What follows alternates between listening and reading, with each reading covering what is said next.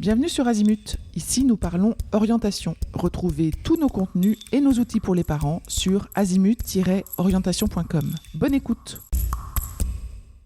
Alors, un nouvel épisode sur le thème de la gestion du stress avec l'apport de la sophrologie en particulier. Et dans cet épisode, on va découvrir une technique de respiration qui nous aiderait en 5 minutes à mieux gérer notre stress.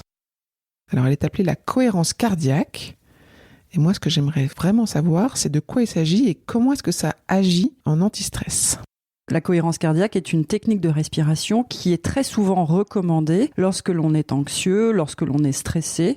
Si l'on prend le terme de cohérence cardiaque, c'est avant tout un état d'harmonie physiologique, émotionnelle et mentale. C'est aussi donc le terme que l'on utilise pour nommer cette technique de respiration, qui va mettre en cohérence, qui va accorder le rythme de votre cœur, de notre cœur, avec celui de notre respiration.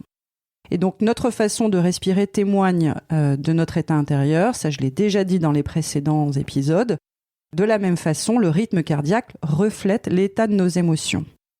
Ainsi, nous pouvons moduler notre rythme cardiaque via la respiration pour volontairement réguler notre stress et donc installer progressivement cette harmonie intérieure. Cette synchronisation crée un système de balancier physiologique que l'on appelle cohérence cardiaque.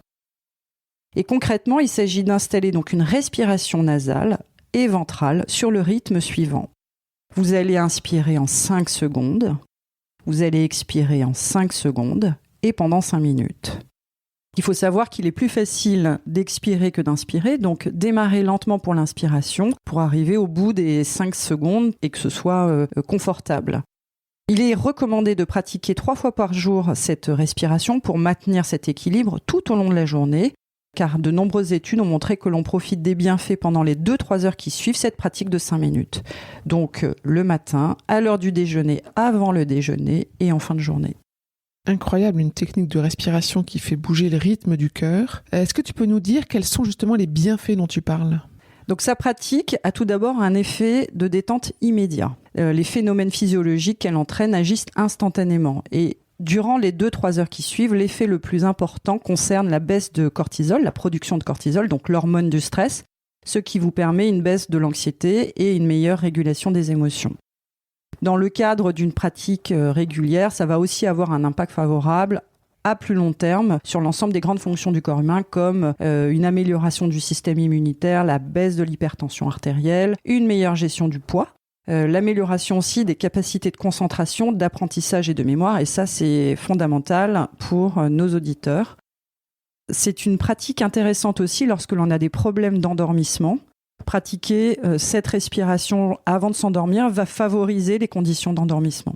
Alors justement, nos lycéens, nos étudiants, les parents qui sont dans la période de stress liée à l'orientation, quand est-ce que tu recommandes de pratiquer ? Donc elle peut être pratiquée par tous, sans contre-indication, alors debout ou assis, de préférence éviter la posture allongée.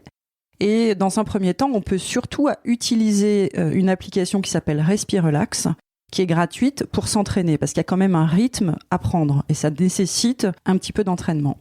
Ensuite, elle se pratique dès que l'on ressent le besoin de s'apaiser, de s'ancrer, pour se concentrer par exemple, pour mobiliser son attention et ses ressources.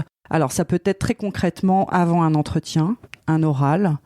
Pendant un concours, on fait 6-10 respirations pour se remobiliser par exemple lors d'un DST. C'est très efficace.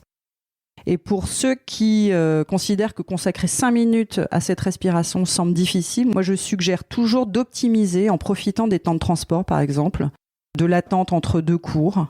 Et au fil de l'entraînement, on se surprend à respirer spontanément à ce rythme en marchant par exemple. J'insiste toujours sur ce point, mais la régularité de la pratique est importante car elle garantit son effet et son efficacité.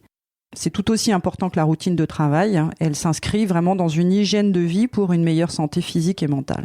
Donc très intéressant effectivement parce que la pratique, rien que la première fois on en ressent un effet, mais c'est peut-être pas le moment juste avant un oral, un examen, de se mettre dans cette logique de je prends conscience de ma respiration. Autant l'avoir pratiqué plusieurs fois pour que ça rentre. C'est essentiel de s'approprier la technique avant, c'est essentiel de s'entraîner avant. Parce que le jour J, on n'aura pas l'application Respirelax pour nous aider à trouver le rythme, alors que si on s'est entraîné, tout de suite, on saura quelle est l'amplitude de notre respiration qui va nous apporter ce calme, cet ancrage, cette capacité à nous concentrer. Donc oui, je recommande effectivement de ne pas attendre la veille de l'examen pour commencer à pratiquer cette respiration.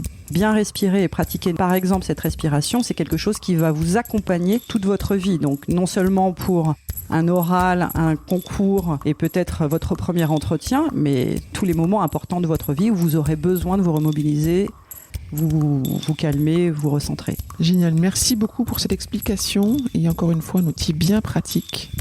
À bientôt, merci. Pour aller plus loin dans l'accompagnement de votre enfant, rendez-vous sur azimut-orientation.com. Tous nos contenus y sont classés par thématique et vous pourrez consulter notre calendrier, notre annuaire d'experts et vous inscrire à la newsletter pour ne rien louper. Merci pour votre fidélité. À bientôt.